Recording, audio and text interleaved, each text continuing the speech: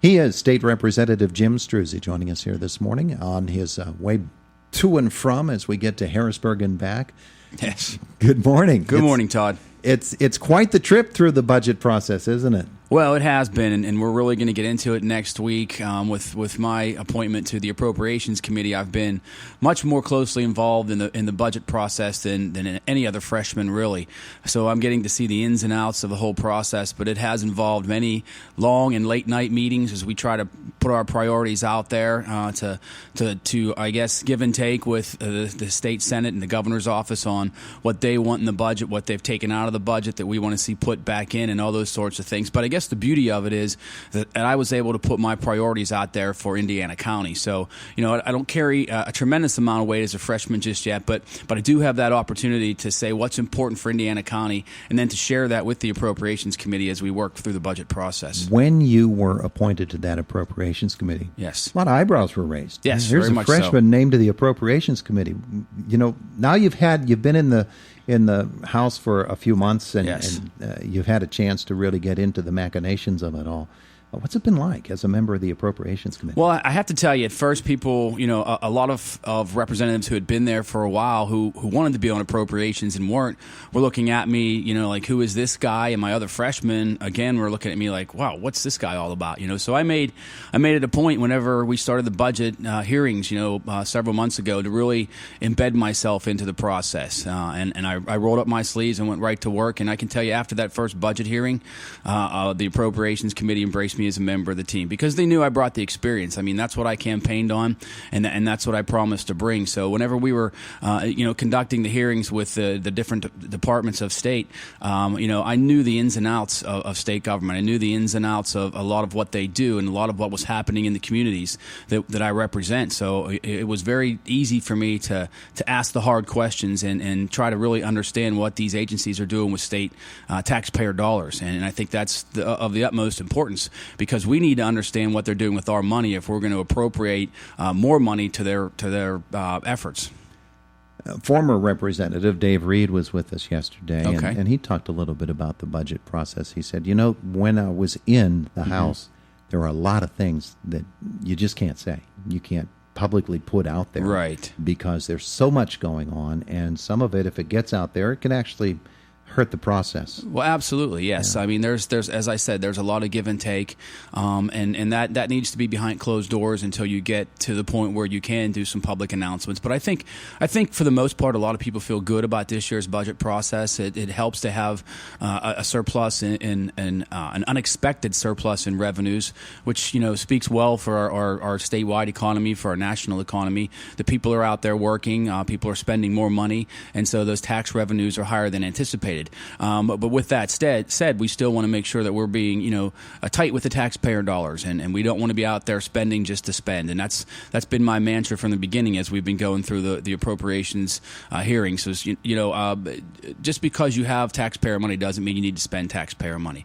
Can we give some back? Can we save some? Can we, provide funding that's needed to help those that maybe didn't have funding? And so I think you really have to balance how you spend and make sure that you keep in mind that these are not our dollars, they're the people's dollars. It's been pretty active at the Capitol this week. A lot of things have been happening. It certainly has, Todd. All right, let's talk about some of those items. Okay. Governor Wolf, severance tax, or not severance tax this time, but the police tax, basically. Right. He is seeking to have every municipality in right. Pennsylvania that does not have state police protection pay extra for it. Comment, please. Well, absolutely. I'm opposed to that. I've been opposed to that from the beginning. You already pay tax dollars to pay the state police. No disrespect to the state police. Obviously, they provide vital services to our communities, but I don't think we should need to put that on an additional burden on taxpayers for that, and many of whom will never need the state police. I think that we need to find another way, perhaps a fee-based structure. I'm not sure what that is yet, but I've heard from many of our municipalities in the 62nd District, and I think that will also shake out through the budget process, but I am opposed to that per capita fee for state police services. Related to that, Turnpike Commission, or rather monies that should be set aside from the right. Transportation Department for bridges and roads. Right. being diverted to pay state police. Right, and that's been occurring ever since the second gas tax increase was approved, several years ago. We were aware of it at PennDOT, and I think that has to change. Also, that money should be used for roads and bridges. Now, obviously, a portion of that has to pay for state police services when they're out there in work zones or they're working with PennDOT on road construction projects and certain types of enforcement. But I do think that's a big chunk of money that should be being used for roads and bridges. So again, we need to find a different way to fund the state police, whether that's through the general fund or what. I'm not sure at this point, but I do think the bottom line is our roads and bridges need attention. And you drive anywhere in the state, and you're gonna see the road surfaces deteriorating. We need some capital investment as well to add capacity. I think we'd all love to see additional work on 422 between here and Katanning and possibly even Evansburg, but we can't do that unless we find a better way to fund transportation.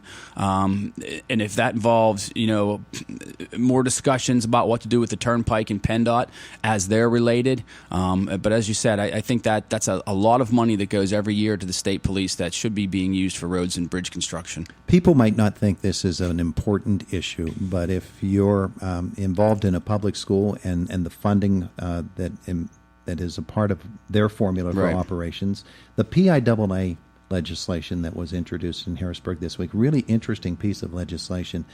There's the fairness issue of public schools versus private schools when you get to the athletics and you get to the playoffs. Right. There are all kinds of other ramifications, though. Travel things, like if a school from Indiana County to play its first-round playoff game has to drive to Hazleton or to Gettysburg. Right. There are safety issues there. There are all kinds of different issues that are involved there. Yes. That legislation introduced yesterday or the day before.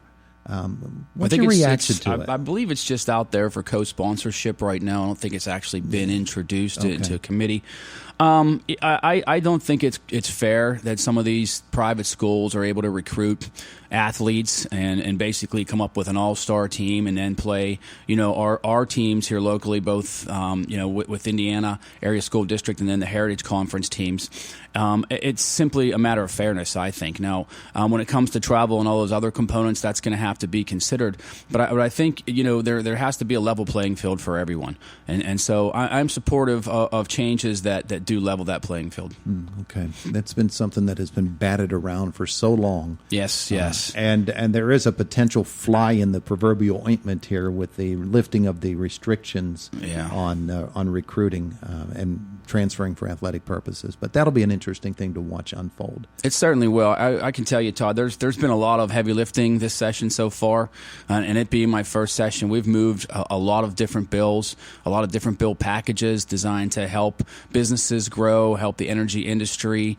We pushed through a package of bills related to reforming charter schools yesterday through the House. Some of those components I'm not 100% comfortable with, but the ultimate goal is to try and, again, level the playing field when it comes to funding these charter schools, because they are a tremendous burden on our local school districts here in Indiana County, particularly related to the cyber schools. I don't believe we have any physical charter schools here in Indiana County, but the cyber schools do siphon a lot of money off of our school budget. So we need to ultimately get to a point where we're addressing those issues as well. Next week, we're going to be looking at some bills related to the Pennsylvania Farm Bill, pushing those through. There's, I think, 8 or 9 different bills that will help alleviate some of the pressure from our local farmers, which I am very supportive of. I'm introducing a resolution next week to align with Congressman Thompson in attempting to get whole milk back into our school districts.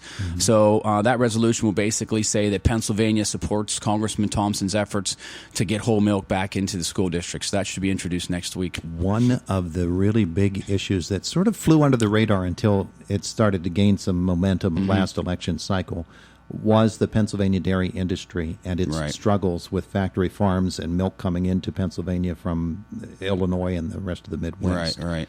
Pennsylvania farmers are really hurting, aren't they? They absolutely are. That's why it's important that we push this package of bills through next week, and it will provide some grant assistance, some additional mechanisms for farmers to expand their operations, and I think it's going to be a good effort to help support farming. It's the most important and the largest industry we have here in Pennsylvania, and so that's why we're trying to push these bills forward. They will have some budget implications, but we have to support agriculture.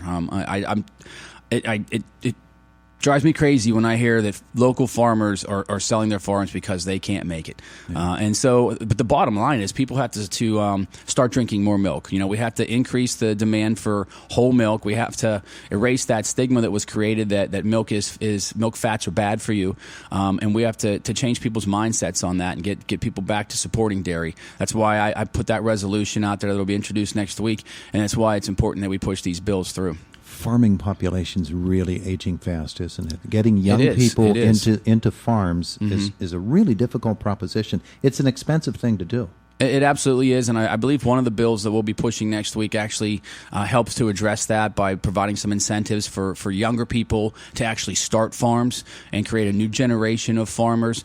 I had the opportunity yesterday actually to meet with the USDA, and starting on Monday they're going to be rolling out their dairy relief program that will help offset some of those losses that farmers might have. I've mentioned it before, Todd. I do that Friday email that kind of summarizes everything that's happening in Harrisburg, and I'll have information on that in the Friday email. So if people just go to repstruzzi.com, they can subscribe. But I want to encourage local farmers to enroll in that program because they'll see a check here, and it actually goes back to January, retroactive, to help offset some of those losses that they may have had in dairy prices. He's State Representative Jim Struzzi. Town hall meetings, anything coming up soon? We have nothing scheduled right now.